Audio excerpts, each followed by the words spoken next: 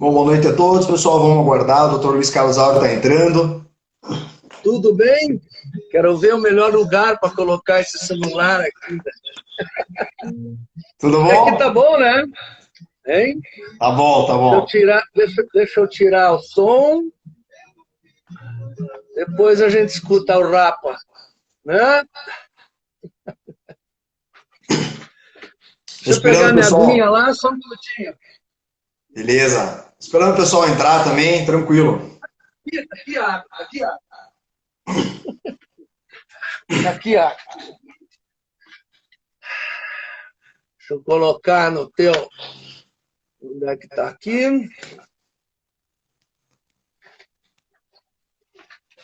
O pessoal está entrando, eu já estou vendo alguns alunos lá da curso da Tuiuti, alguns amigos meus, inclusive amigo de infância, o Bruno Jansen, os meus sócios, amigos, alunos, enfim, bastante gente entrando. Pessoal, hoje nós vamos falar sobre o tema, né? O tema que eu vou tratar hoje com o Dr. Luiz Carlos Aura, a gente vai falar um pouco sobre a questão das políticas de enfrentamento às drogas, né? Tema este bastante relevante, sobre um prisma de que a todo momento, né, nós estamos, principalmente nos últimos anos, grandes discussões, por exemplo, sobre a descriminalização, principalmente da maconha e de outras substâncias psicoativas, enfim. Tá?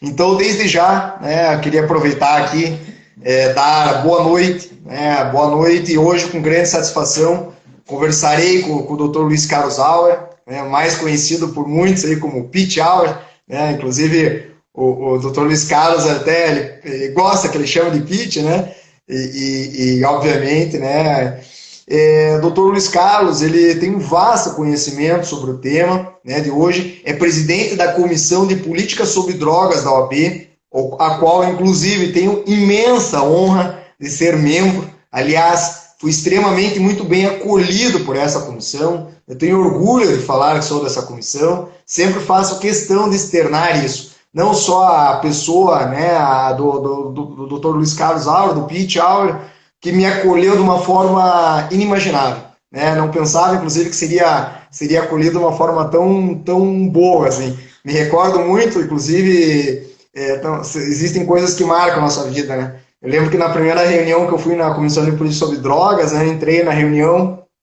e perguntei pro Pete, né? Falei, olha, onde é que eu sento aqui, né? Eu não sabia, né? Vai que sento numa cadeira ali da comissão de algum, do presidente, algo do gênero. E o Pete vira para mim, então o presidente olha para mim e fala, sente onde você quiser, se quiser sente na mesa, né? Essa fala dele já me trouxe uma coisa muito boa, assim, já sabia que já estava no lugar certo. Mas para aqueles que não conhecem, vou apresentar um pouquinho o Pete, né, o Dr. Luiz Carlos, né, eu já disse que ele é presidente da Comissão de Políticas sobre Drogas da OAB, mas tem um vasto currículo, né, me permita aqui colar para não esquecer um pouco das principais funções, né, vice-presidente também da Conesd, especialista em dependência química pela Unifesp, colunista do Paraná Portal UOL com a coluna Vamos Falar sobre Drogas, colaborador da revista de informação sobre dependência química de saúde, entre outros, né? Que hoje a gente passa live aqui falando no currículo do Dr. Luiz Carlos, né? Do Pete. Enfim, Pete, é uma satisfação imensa, tá? Poder conversar com você hoje sobre esse tema, sobre as políticas de enfrentamento às drogas. Boa noite. Boa noite, Zagonel. Posso chamar de Zagonel também, né? Não precisa falar todo o nome. Muito obrigado ao escritório, a você, ao seu escritório, pelo convite. É uma honra estar participando aí, trocando essas ideias que a gente precisa trocar essas ideias. O som tá bom? Tá tranquilo? Tá bom, tá ótimo, tá ótimo. Então, muito obrigado aí, sabe? A gente precisa discutir mais sobre isso aí, certo? A gente Legal. precisa discutir mais sobre esse fenômeno das drogas, certo? Então, eu adoro, sabe, a comissão, eu acho que a comissão é uma política da OAB, é uma coisa muito bacana, é pluralista, é democrática, totalmente democrática. Então, isso é muito bacana. E obrigado aí por você ter tanta orgulho de estar conosco, sabe? Para nós é um Com orgulho certeza. maior ainda. Para nós, ainda para mim, é um orgulho maior ainda. Porque eu, daqui a pouco, a gente sai, a gente vai fazer uma outra coisa, ou daqui a pouco é, outro caminho, né? E essa comissão ela precisa ter gente e ir para frente, mesmo eu depois saindo da presidência, certo? Eu acho interessante que tenham pessoas capacitadas e que gostem do assunto e que toquem para frente também essa comissão. Por falar em comissão, eu já vou fazer o primeiro jabá, né? O primeiro jabá daqui, do dia 9 ao dia 13 de novembro. Nós vamos realizar o terceiro congresso sobre drogas, com o tema álcool e outras drogas, confronto entre o lícito e ilícito, pela OAB. Temos apoio de diversas entidades, como a Anacrim, como a Associação dos Magistrados, o Detran, e outras entidades mais aí. São 13 comissões participantes, inclusive você vai estar numa mesa, você sabe disso. Agradeço, Grandes muito bom. juristas, pessoal da área da saúde, pessoal da área jurídica, certo? Então, eu posso dizer que é o maior congresso do Brasil, juntando a área da saúde e a área da política de drogas com o direito, certo? Toda essa gama de informação. Tá? Vai ser muito bom. Sempre vai ser pela manhã, às 10 horas da manhã. Totalmente online, é lógico. Às 6 da tarde e às 8 da noite. 3 mesas por dia. Bacana, bacana. Será um prazer imenso aí, né? Veja, Peter, como muita gente está entrando agora, né? Eu gostaria de, embora eu já tenha falado do seu currículo aqui, eu gostaria de saber um pouco mais, assim, qual da tua trajetória profissional, assim, até se aperfeiçoar tecnicamente aí sobre o tema, né? Teus estudos, sobre o teu lado profissional em si, né? Eu me formei, se veja, em 89 na Federal. Então já tem um pouquinho de tempo aí, certo? Eu advoguei um pouco, também tocava as coisas da família, da empresa, certo? Cuidando da mãe, daí houve alguns percalços, e daí eu fui para estudar todo esse conceito das drogas, fenômeno do tratamento, modalidades de tratamento, políticas públicas, modalidades de políticas públicas. Gosto muito de políticas públicas, não tenho uma comunidade terapêutica depois de encerrei, porque eu queria que ela se mantivesse, mas não estava se mantendo, certo? E comecei a estudar, comecei a fazer cursos, eu me lembro que o primeiro curso que eu fiz foi um sobre o tratamento do usuário do crack, né?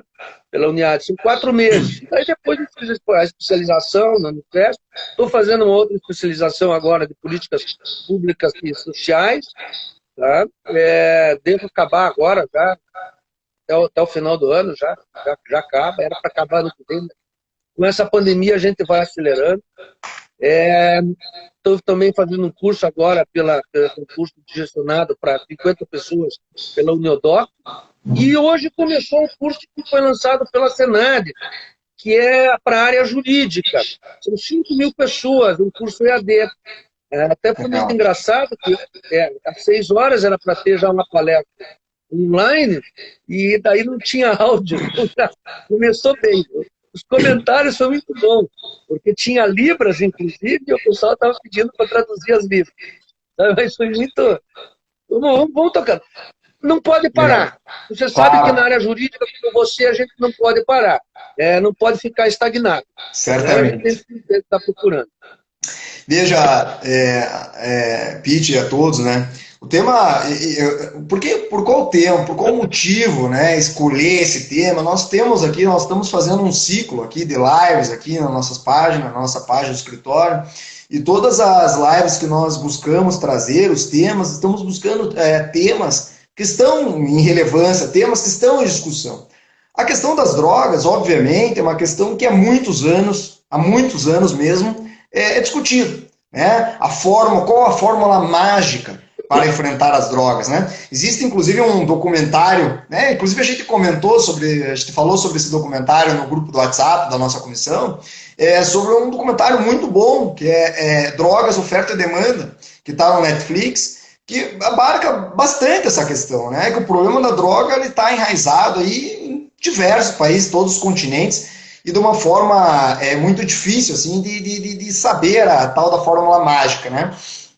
Então eu queria perguntar para você o seguinte, né? Veja bem, Vitor, acredito que todos os países, né, ainda buscam essa fórmula ideal para enfrentar o tema das drogas, né? Uma fórmula que se combata ali o tráfico ilícito de entorpecentes, né, e ao mesmo tempo que trate devidamente ali os dependentes químicos. Já se viu, e por experiência, inclusive, do nosso país e em outros países, que as políticas públicas baseadas tão somente naquela repressão, tão somente não geram resultados satisfatórios. Lendo a doutrina, comumente ela nos traz que talvez uma correta ação estatal, né, seria nós agirmos através de uma repressão a fim de reduzir a oferta, somada com uma ação estatal aí que através da prevenção e do tratamento reduz a demanda, né? Eu gostaria de fazer uma pergunta, Pete, mas antes de passar a bola para você, com relação a esse tema, eu não podia deixar de mencionar aqui a participação de vários alunos aí, da professora Gabriela Reis, que fez uma live conosco recentemente, nossos alunos aí da Universidade de Tuiuti, diversos eles, dentre eles aí do sexto período, o professor Rafael Torres, enfim. Só voltando no tema aqui, Pete, veja bem, então nós estamos diante dessa questão de qual é a política certa de enfrentar as drogas. Nós temos experiências de vidas, por exemplo, como que os primeiros países começaram a tratar, e na verdade nós vimos, por exemplo, a Holanda, né? A Holanda em 1984 começou com aquela questão da redução de danos, né? Para trocar seringas, para talvez prevenir a hepatite, depois a AIDS, e depois outras situações, enfim. Eu só estou falando algumas pinceladas aqui de tudo que, inclusive, que eu vou jogar a bola para você, né? Você que é o expert no negócio, né, Pete? E pela sua vasta experiência no tema, né, na sua opinião, assim, essa questão da repressão a fim de reduzir a oferta e a prevenção a reduzir a demanda, é mais ou menos por aí? Seria uma política adequada? Ou quais seriam as melhores estratégias públicas a serem adotadas aí para o enfrentamento das drogas, na sua opinião? Bem, é até estranho, né, quando a gente fala assim, o cara é expert em drogas, né? Tipo uma coisa, mas a gente vai estudando política e sou expert em drogas mesmo, certo? Efeitos, causas, consequências, isso daí é uma coisa que também eu gosto muito. Veja, cara, é complexo. A gente tem que analisar sobre a seguinte forma. Não existe uma fórmula mágica, certo? Não existe algo que dê certo em todos os lugares. Eu acredito que muito vai depender dos gestores que estejam capacitados para, em determinados ambientes ou em determinado local, realizarem uma política pública sobre droga. Quer seja ela na área da prevenção como na área do tratamento. Certo? Não estou falando ainda na questão da repressão, ou seja, redução da demanda e da oferta. Podemos até incluir dentro disso. Porque é o seguinte, se nós formos fazer a prevenção, aqui se nós formos fazer do Paraná, ela vai ter que ser diferenciada do Nordeste, lá do Ceará. A cultura é diferente, o clima é diferente, tudo é diferente de nós, certo? Então, a droga é diferente, né? Eles têm um consumo, por exemplo, Rio Grande do Sul. Rio Grande do Sul tem um consumo muito, muito comum de vinho, é uma tradição, certo? No Nordeste você vai encontrar um consumo maior de maconha, certo? E muito também de pinga, certo? Em alguns locais. Maranhão é muita maconha, certo? Então, tudo é diferente. Nós temos que analisar isso daí. Classe social, cultura, ambiente. Por isso que um projeto que foi implementado no Brasil, que se chamava Tamo Junto, que era um projeto baseado num projeto belga de prevenção, chamado Unplugged, ele não deu certo aqui no Brasil. Ele foi feita uma pesquisa depois da implementação, por uma professora, que para mim é a maior professora, a maior entendida hoje nessa questão de prevenção, que se chama Zila Sanches, e ela demonstrou que essa aplicação desse programa estava sendo iatrogênica. O que é a questão de iatrogênica? Não chegou aos resultados obtidos e, inclusive, teve resultados negativos. Os adolescentes estavam consumindo mais álcool depois da aplicação do programa. Certo? Então, nós temos que ver muito bem o que está acontecendo, contextualizar o local, certo? Para a implementação de programas de prevenção. A política repressiva, vamos entrar numa coisa. A política repressiva punitiva, que eu gosto de colocar, ela enfoca muito essa parte do direito. Né? Coloca o usuário de droga ou dependente, e daí vamos colocar num aspecto da seguinte maneira: 3% da população mundial é dependente química de drogas ilícitas. Tá?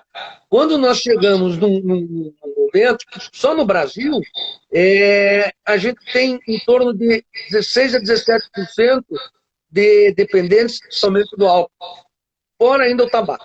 O tabaco hoje estamos aí com em torno de 13%. Era 30%, mas houve um programa muito interessante que foi aplicado nessa questão para diminuir o uso do tabaco. Você queria perguntar? Não, se me permite, inclusive a questão do álcool. O álcool hoje é responsável por 10% da mortalidade da população brasileira. Né? 10% vem a falecer em decorrência do álcool. Né? Só um dado muito importante. Né? Álcool ou tabaco também implicam diversas doenças provenientes do uso do tabaco. Certo? Então, o que nós temos que ver é essa política repressiva. Ela começou, aí muita gente coloca dizendo que começou com Nixon, dizendo que começou com o Reagan, né?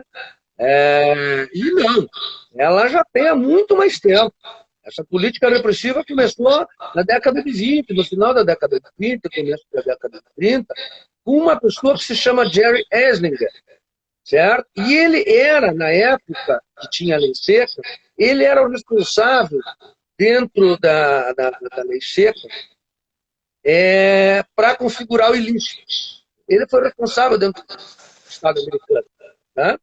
Aí, quando acabou a lei seca, foi aprovada, não tinha mais o que fazer com aquele departamento. E aquele departamento voltou-se exclusivamente para o uso de drogas. Muito naquela época, até heroína, já década de 30, década de 40, certo? E ele teve uma perseguição, ele perseguiu muito negros nos Estados Unidos, e dentro desse contexto, ele perseguiu cantores, atores. A Billie Holiday foi perseguida por ele, a cantora de jazz, maravilhosa, foi perseguida por ele, porque ela era uma usuária de heroína, depois ela entrou num processo de recuperação. Sabe? Então, daí depois vieram todos os caras, a Segunda Guerra, a da morfina, guerra do Vietnã. Aliás, a morfina veio depois, né? Então, não, já tinha na primeira. Mas, e até falo uma coisa que é muito interessante: você não faz guerra sem ter morfina. Né? Porque ninguém suporta aguentar toda aquela questão de dores que existe. Certo? Então, o próprio governo americano, ele pagava o governo mexicano para plantar a papoula, para ter depois a derivação da morfina. Quando acabou, mais ou menos na década de... E daí os plantadores lá do México, que se chamavam gameiros, eles também plantavam maconha, certo? A cannabis, e plantavam. E dentro das papoulas que eles plantavam para a elaboração da heroína e depois da morfina, eles tinham uma parte que eles faziam já o tráfico, certo? Para os Estados Unidos. Então, isso é muito interessante. Foi até colocado algumas séries aí. Eles já tinham o caminho. Certo? Eles já tinham o caminho. Aí o governo mexicano Depois chegou e falou que não precisava mais plantar heroína. E acabou. Botou fogo em todas as plantações. Aí eles começaram a plantar maconha, cannabis. E já tinha as rotas do diesel. Isso que eles plantaram foi logo depois da Guerra do Vietnã. O governo americano achou que não havia mais necessidade e não pagou, suspendeu os contratos. E daí depois começou, daí depois veio a cocaína, que já tinha na Colômbia. Hoje os 3 maiores produtores de cocaína é Peru, Bolívia e a própria Colômbia, certo? Aí depois o México, fez parte, ele não produz muito pouco, acho que quase nem produz, mas fez a parte de todo a passagem, né, a Cartel droga para os Sinaloa, Estados né? Unidos. Não só de Sinaloa, são vários cartéis ali, né? O cartel de Sinaloa começou com a plantação da maconha, certo? Era especificamente a plantação da maconha. Um deles já havia feito vamos dizer, experiências químicas para um produto melhor, né? Para um produto um potencial psicoativo maior. Então, daí depois nós temos toda essa política punitiva repressiva, que eu digo, muito baseada no direito, certo? Como uma forma de controle, como uma forma de colocar o usuário de droga ou dependente químico como um criminoso. E ele não é criminoso, certo? O dependente químico é uma doença, assim como é a diabetes, a hipertensão.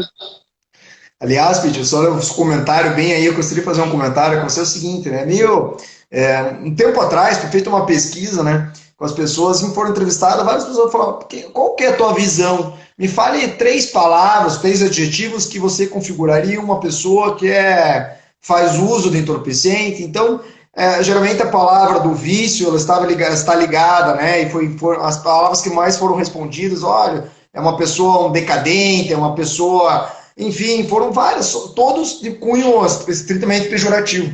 E de uma forma surreal, né, uma das famílias, ou talvez família mais rica do nosso país, é a família dona de uma indústria cervejeira, né, que é uma droga lícita, mas é álcool, né? Então, quer dizer, há uma distorção entre as imagens aí, né, muitas vezes depende da droga, né? Se for uma droga tal, a pessoa é doente, se for outra droga, bacana, tem muito disso também, né?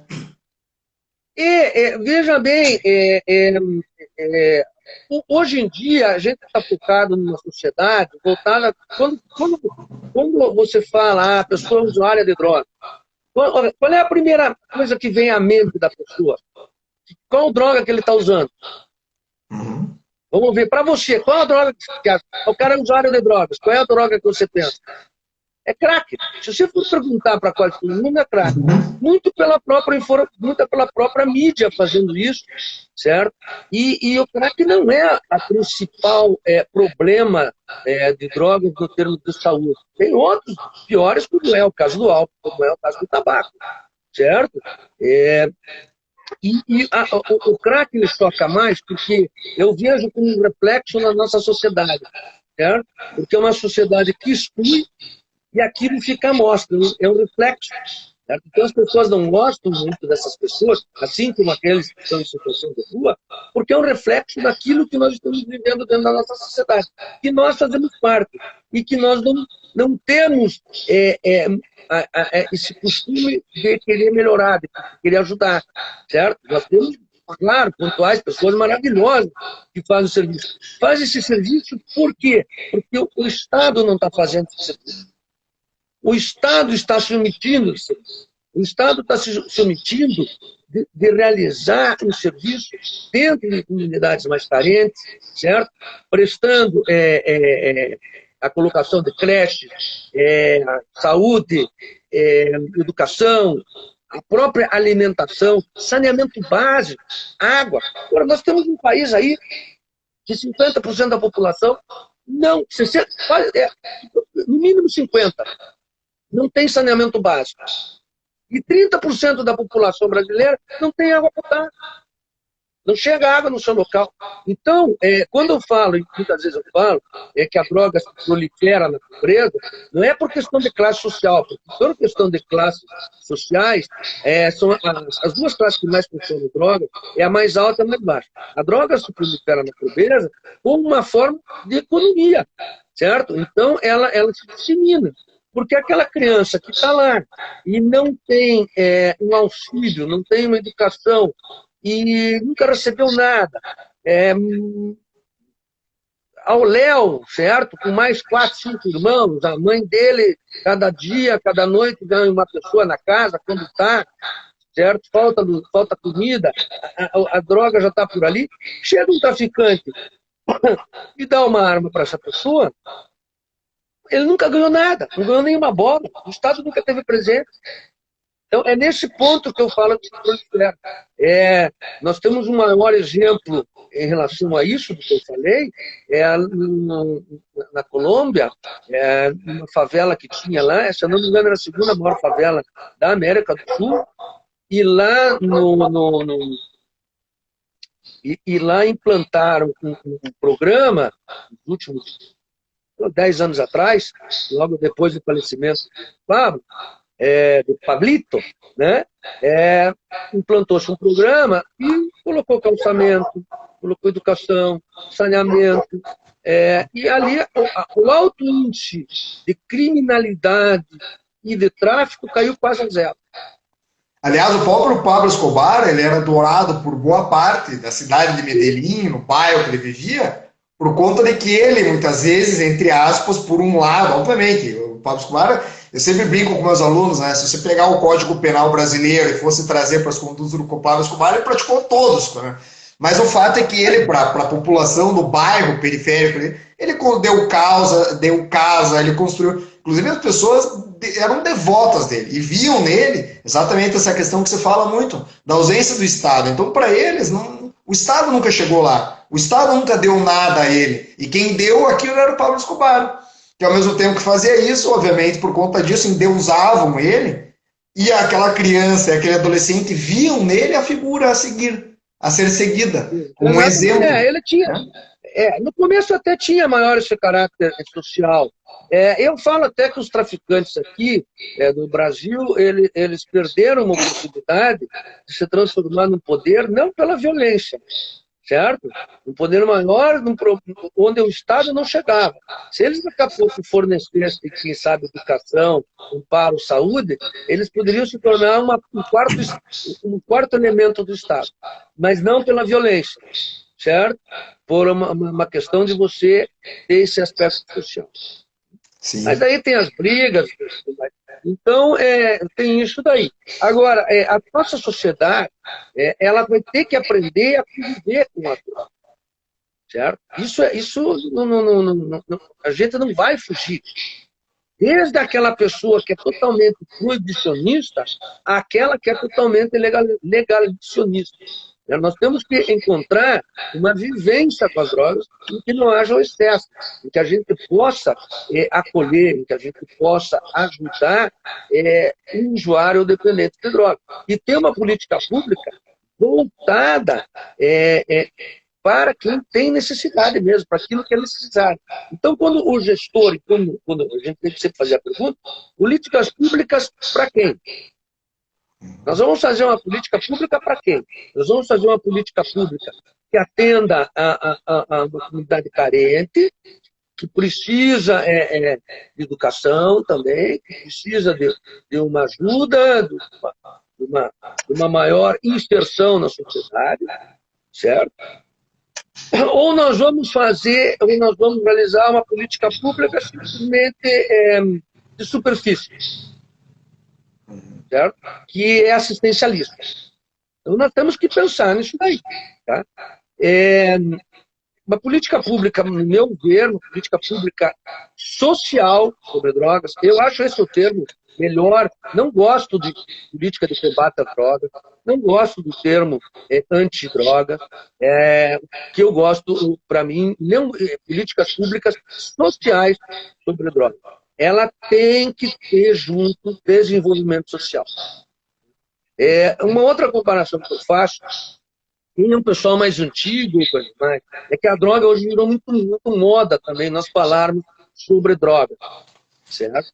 E o que eu vejo hoje também, lembra quando tinha, quando teve, na década de 70, tinha aquela questão da seca, ia muito dinheiro para a seca, para a indústria da seca, foi denominada indústria da seca, certo? Então ia muito dinheiro para isso, era a moda que era ali. E muito não se resolveu. E a mesma coisa hoje também existe uma indústria de droga. Mas não somente essa indústria de droga, digo do tráfico. Além do tráfico, nós temos pessoas que trabalham que não deviam nunca estar trabalhando, tentando ajudar pessoas. Elas não ajudam, elas pioram. Elas fazem violência. Tem também outras pessoas que captam recursos, certo? Captam recursos para determinadas entidades, e essas entidades não fazem uso dos recursos. Então, tem pessoas também que são os captadoras de dependentes que entram na cabeça da família e daí colocam lá no lugar e pegam a primeira parcela para si. Quando a pessoa, daqui a pouco, não teve nenhum tratamento anterior, está interno. Depois a gente vai falar ainda sobre internamento. Deixa eu só te fazer uma pergunta que apareceu já na timeline aqui. Até o meu sócio está perguntando aqui, ó. A falta de ações sociais foi uma das causas do insucesso, no seu ponto de vista, nas unidades de pacificação no Rio de Janeiro? Eu não digo que somente isso. O Rio de Janeiro já se perdeu isso daí há muito tempo atrás. Já na década de 70. Né? Porque quem fomentou o traficante, o usuário de droga, era o cara da classe média alta, que ia ali no pé do morro e comprava droga. Né? Isso década de 70, década de 80 foi assim. Então, prosperou. Daí houve toda a história do Comando Vermelho, do primeiro comando. Eles também se articularam, se organizaram. Teve uma época, se eu não estou enganado, me corrija se eu estiver enganado, eu não sei qual foi o governador, não sei se foi o Brizola, mas ele impediu por um determinado tempo também que a polícia adentrasse nas unidades lá, né? Adentrasse nas favelas, e também aí o número estatístico acabou, de certa forma, também, segundo, né? Aumentando um pouco também aí a questão do tráfico de drogas, enfim, e outras situações. Houve certas coisas assim, como também fazem vistas grossas, mas eu acredito também que ali também havia uma outra política que pouco fala nessa época de Brizola, e que infelizmente não foi dada certo, que eram aqueles locais para educação integrais, certo? Isso foi criado pelo Darcy Ribeiro, e isso deveria ter sido colocado para frente. Hoje esses locais são ali mausoléus, cheios de mato, estão largados. Então, nós temos que pensar da seguinte maneira. Nós, você, eu, essas pessoas que estamos assistindo, nós temos um tipo de educação e nós temos um certo tipo de facilidade. Temos o colégio, temos isso. Ou para os nossos filhos, certo?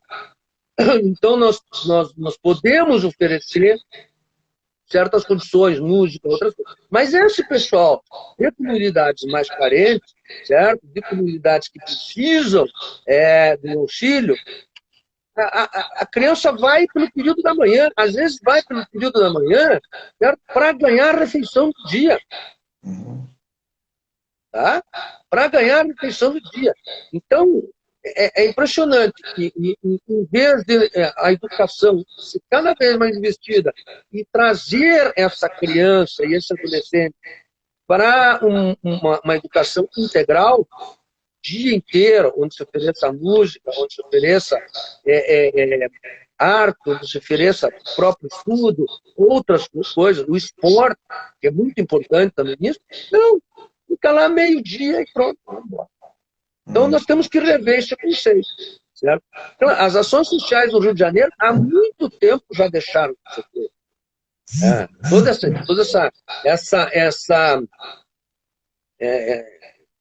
Isso que o Rio de Janeiro está passando não é só de hoje. Já vem há muito tempo. Certo? O desvio lá é muito grande, de tudo. Quando nós vemos também um governo de São Paulo que desviou dinheiro de merenda escolar, olha, cara. Aí nós, como operadores de direito, deveríamos colocar e exigir uma lei mais severa para essas pessoas que desviam dinheiro de saúde, que desviam dinheiro da educação. Para mim, isso nem é um crime hediondo.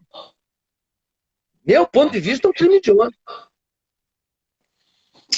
Claro, a gente vai discutir teoricamente a questão, papapá, mas esse é um crime hediondo. Nós estamos tirando dinheiro daquele que precisa de uma sociedade. Quanto que foi desviado de saúde, quanto que foi desviado de educação.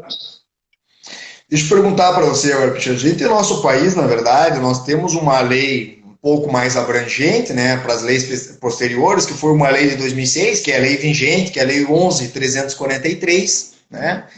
É uma lei que ali ela tentou delimitar ali com o artigo, olhando os artigos 28 e os artigos subsequentes, então ela tentou delimitar a conduta do usuário de drogas, né? Responde pelo artigo 28. Nenhuma das punições ali do artigo 28 ao cidadão que é pego com substância entorpecente é uma punição, vamos dizer, que conduz ali uma pena restritiva de liberdade. São questões ali de serviço comunitário, algo do gênero. E nós temos de forma muito taxativa o artigo 33 dessa mesma lei, né? O que nós vimos desde 2006 até então foi uma questão que está no parágrafo 2º lá do artigo 28, muitas vezes uma questão que fica muito a cargo da própria autoridade policial e do membro do Poder Judiciário, um caráter subjetivo de analisar se naquele caso concreto o agente ali ele estava diante de uma questão de ser usuário ou se ele se ele estava com aquela droga com a intenção de traficar. E eu sempre recordo, eu falo muito isso em aula, inclusive dei aula sobre essa matéria, sobre a lei entorpecente semana passada, e veja, eu sempre falo para os alunos, olha, a quantidade de droga por si só ela não é suficiente para você delimitar. Obviamente, quando você tem grandes quantidades de substância entorpecente, fica muito evidente, né? O cara foi pego com 100 quilos de substância entorpecente.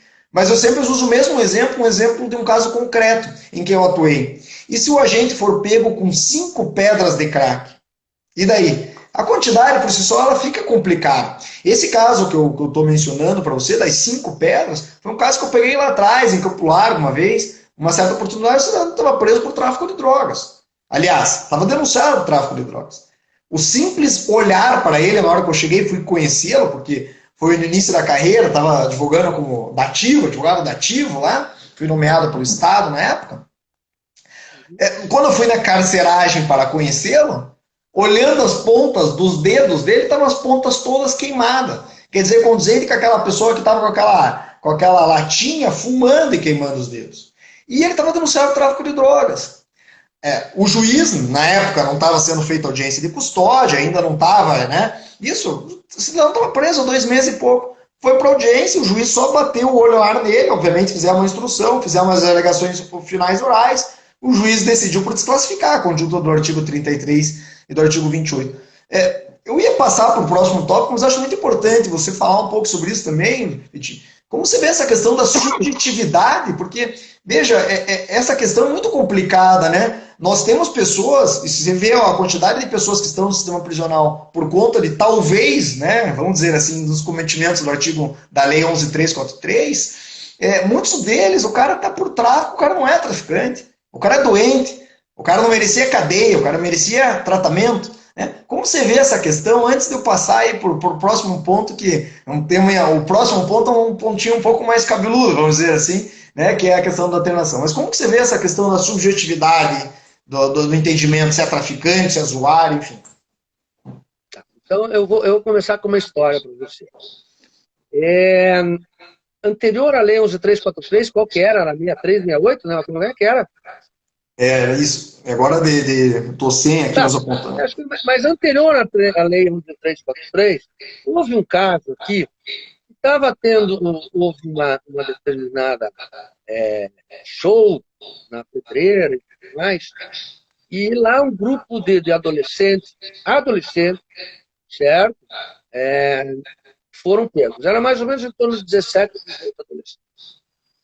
Tá?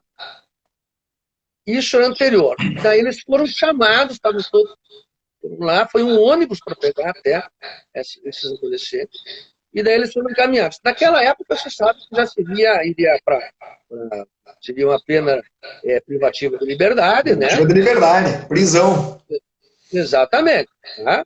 E o que eles estavam? Eles estavam consumindo maconha. Tá? Eu não posso citar o nome, mas na época o secretário de segurança, ele recebeu as pessoas, viu, chamou os pais, e eles não fizeram a ocorrência sobre isso. Porque no momento que você faz uma ocorrência sobre esse acontecimento, pensa bem, isso daí devia ser em 1989, 90, mais ou menos por aí. Quem sabe até antes. Você já estigmatizou esse adolescente. Já vai ter no currículo dele, certo? Esse estigma de ter sido usuário ou estava com droga. Então, eu penso que a gente tem que ir aprimorando essa nossa... Houve um avanço na Lei 11.343, houve um avanço na despenalização, mas ainda nós estamos muito aquém daquilo que seria ideal. Uhum. Veja. Você sabe muito bem que aqueles 3 incisos do artigo 28 são ineficazes. Ainda mais a aplicação da multa, né? Multa, trabalho comunitário ou advertência. Você não viu trabalho comunitário ou encaminhamento, você não viu alguém que tenha entrado em recuperação por uma advertência ou por causa de multa. Parou de usar isso também. Olha, usar drogas é ruim, tá bom? Não use mais, tá bom? Não vou mais usar. E a pessoa... É ridículo. Então, a gente tem que rever esse conceito. Nós temos que oferecer, quando eu falo, poder público e a sociedade em geral, a sociedade civil organizada, que eu empresas e tudo mais, porque também muitas coisas, muita gente se esconde, mas dentro de empresas existe uso de drogas violentíssimos. Sim. Nós temos pessoas de grandes empresas de indústria e banco cheiram quase todo dia, certo? Para se manter ali, acordado, para ter uma disposição para o dia do trabalho. Na nossa classe também tem muito disso. Para vir a se tornar dependente, é fácil. Nós temos que ver também essa questão do álcool. Veja, a questão do álcool que é engraçada, tem outra questão, desculpe ter, mas a questão é a seguinte, né? É proibido fazer propaganda...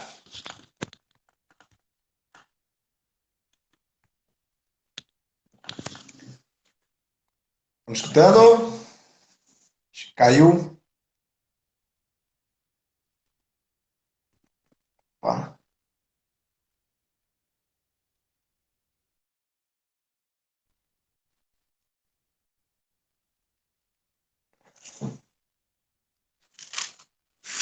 Acho que caiu aqui, pessoal. Vou chamá-lo novamente aqui, vamos ver.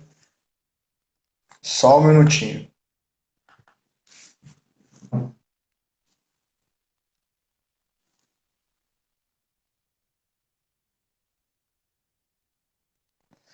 Bom, pessoal, só enquanto o Dr. Luiz Carlos Auro não entra, apareceu novamente. Estou convidando ele novamente aqui. São os problemas aí das mídias, né? Tava falando aqui para ele, Pete, voltou.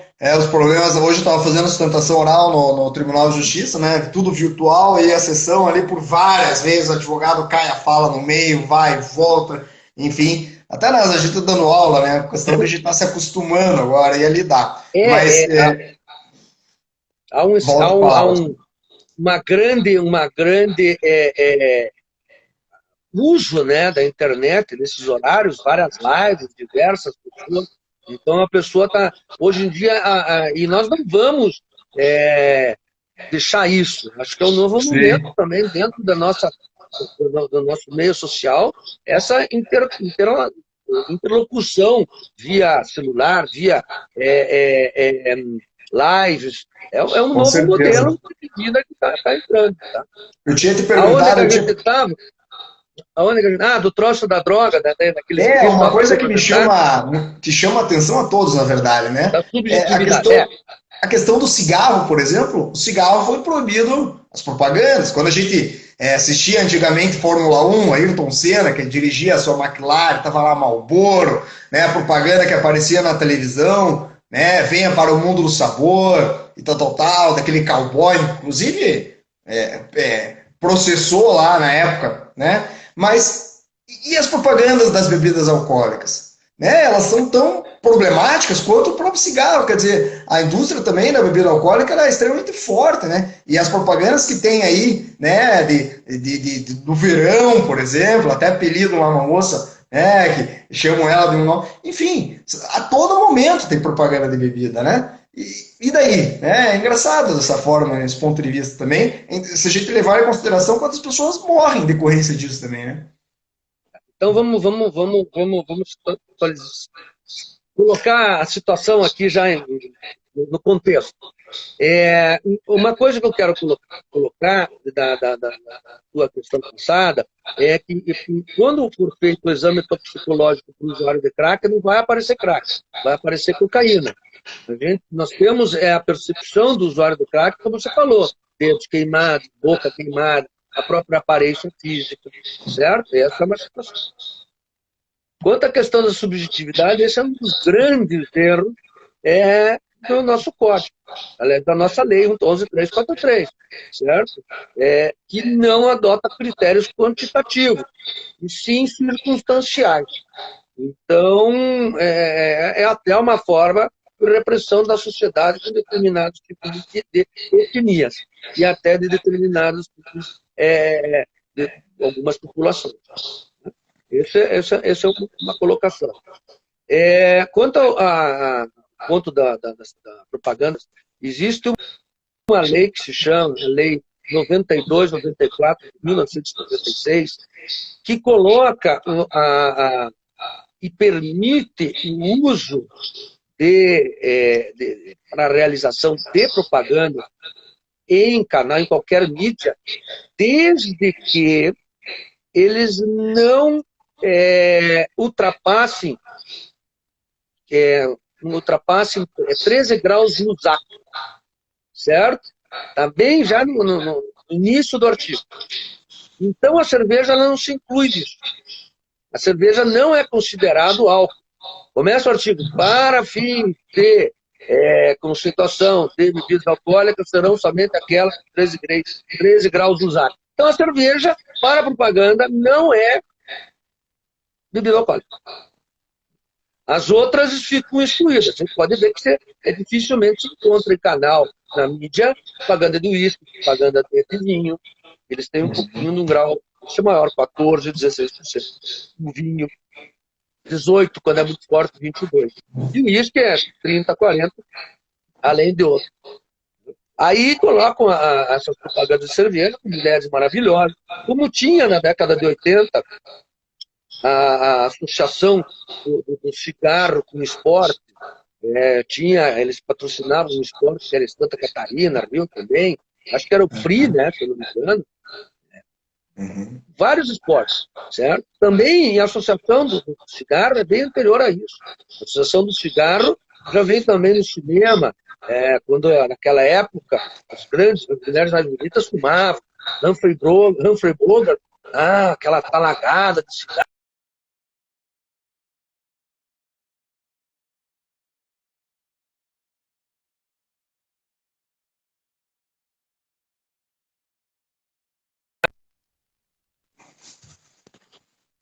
Tinha um cigarro e lá abriram os seus brancos. Tá indo bem aí Tá, deixa eu dar sinal? mas tá. É mais o teu aí, né? O meu deu uma oscilada. Eu vou para a parte, vamos dizer assim, encaminhando para uma parte final, até pelo adiantado da hora. Eu já vou fazer uma pergunta já para você, fazer uma colocação, porque eu tenho um tema muito importante para a gente tratar ainda, por último, né? Veja bem, nós tivemos no final do ano passado a Lei 13.840, que com a edição dessa lei, ela trouxe algumas alterações ou inclusões na Lei 11.343. Né? Ela tentou trazer de uma forma mais explícita palavras como prevenção, como tratamento, como reinserção, enfim. Mas um ponto que gerou, de certa forma, na época, um pouco de polêmica, vamos dizer assim, foi a questão da abordagem sobre a questão da internação, né? Sobre a internação, sobretudo a internação involuntária. Né? Temos a internação voluntária, que é aquela que o dependente químico ele aceita, ele consente para que seja internado, e temos a internação voluntária, aquela que ele não quer ser internado, mas mesmo assim ele é levado.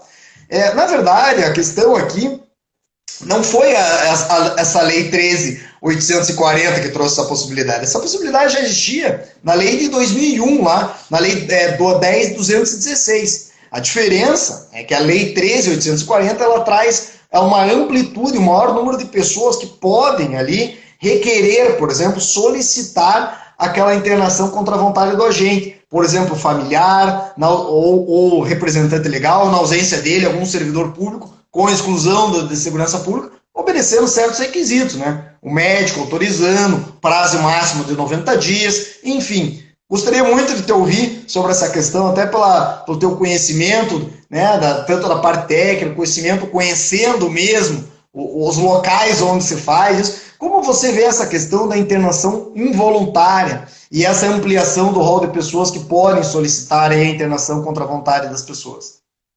Tá muito bem colocado isso daí, é muito, muito bacana. E a gente já fez até uma live, né, sobre isso daí lá pela comissão, e é um tema que sempre vai gerar polêmica. Né? Há que se contextualizar a questão de segurança, há que se contextualizar a questão da saúde, a questão da família, certo? Então, tem muitos pontos a serem vistos. Como você falou, a Lei 10.216 de 2001, que é a Lei da Reforma Psiquiátrica, já menciona, nos seus artigos 6º e 7º, o treinamento voluntário e involuntário e também o compulsório. A Lei 13.840 ela não menciona o compulsório, certo? Simplesmente o voluntário e involuntário. Então, vamos a alguns pontos aí. Internamento involuntário, mais até como acolhimento, muito se fala a comunidade terapêutica está internando involuntariamente. No momento que uma comunidade terapêutica internar involuntariamente, não é mais comunidade terapêutica. O modelo da comunidade terapêutica é um modelo residencial, de trabalho entre os pares, onde a equipe técnica, num grau de hierarquia horizontal, não vertical, eles estão lá para ajudar, certo? Essa pessoa busca ajuda, busca acolhimento. Voluntariamente. E tem a opção de sair a qualquer momento. Então, no momento que... Esse é um modelo de comunidade terapêutica, certo? Onde a espiritualidade e não religiosidade imposta, tá? Então, nós temos que observar isso. O ponto do involuntário. Para você chegar até o internamento involuntário, assim, eu não gosto muito, eu não sou favorável ao internamento involuntário como uma prática rotineira, né? Como uma política pública. Ela nunca pode ser, um internamento voluntário, como um dos dispositivos de uma política pública sobre drogas. Nem o principal, nem o secundário. Isso daí, o internamento involuntário, é para casos extremos, em que as pessoas não têm mais controle nenhum e já estão com grau de risco de vida dele e de outras pessoas. Tá? Aí abriu-se esse leque de que qualquer pessoa, também agente de saúde, pode também autorizar o internamento, ser responsável por isso. Só que tem uma coisa, para onde? Cara, a gente sabe, eu recebo todo dia, quase todo dia, mas 2 a 3 vezes por semana, no mínimo, eu recebo solicitação de vaga social para dependente químico, em comunidade terapêutica. Fora que também vem uma ou outra que precisa para vaga social em clínica, porque adolescente, no caso agora, ontem, adolescente de 16 anos feminino. Para onde? Diga onde você vai colocar essa pessoa hoje. Hospital psiquiátrico não dá, porque não recebe adolescente, certo? Comunidades terapêuticas já também com adolescentes, aqui no Paraná, não existe. Somente exclusiva para adolescentes não existe. Comunidades terapêuticas. A clínica você vai, quem tem dinheiro paga, coloca lá. O adolescente está enchendo o saco, está usando droga pra caramba, batendo na mãe, na irmã, extrapolou, fez um monte de loucura, papapá. O cara tem dinheiro, coloca na clínica lá e pronto. Mas, e o uso de drogas está muito mais precoce. Essa é uma situação também que a gente tem que ponderar. Já temos casos aí de criança de 8 anos dependentes de crack. Complicado. Então, o uso, nós temos que rever isso, certo? É aquilo que eu falo. A sociedade ela tem que encontrar um termo de saber dizer, sem esse exagero, e oferecer para aqueles que têm uma doença alternativas de tratamento. 24 horas por dia. Não é somente das 8 da manhã, das 9 da manhã às 5 da tarde. Tem que haver, a pessoa quando deseja se tratar, ela busca um serviço, tem que ser atendido na hora, naquele momento que ela está com vontade de parar. É um problema gigantesco, né? Enfim. Bom, pessoal, eu até por conta do adiantado da hora, para até que essa live, o nosso breve bate-papo fique gravado em nosso GTV, nós vamos encerrar. Eu queria agradecer imensamente ao Dr. Luiz Carlos Auer, Pete Auer, presidente aí da Comissão de Polícia sobre Drogas, pela sua explanação, pelo seu vasto conhecimento. Poderíamos ficar aqui horas e horas falando. Inclusive, então, eu já me despeço do Pete e gostaria, Pete, rapidamente, só de você relembrasse aqui sobre o congresso que vai ter, porque outras pessoas entraram e acabaram não escutando. Agradeço novamente, Pete, boa noite, muito obrigado aí pela participação. Obrigado, Zé Manuel, pelo convite, obrigado ao escritório também, é um prazer estar com você e discutir isso daí.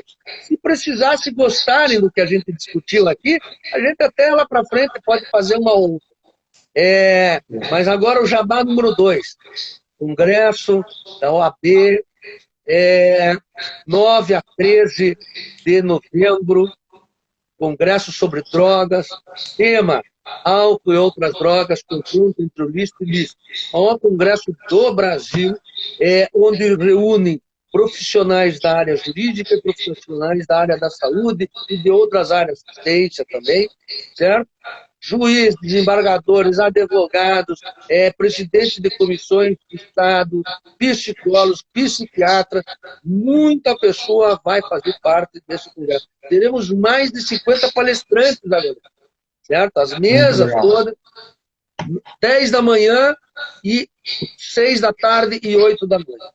Eu espero todos. A partir de segunda-feira, as inscrições vão estar disponíveis já no site da OAB. Tá? Obrigado por tudo. Um grande abraço a todos. Se tiver alguma pergunta. Boa noite a todos. Agradeço também a participação de todos que assistiram.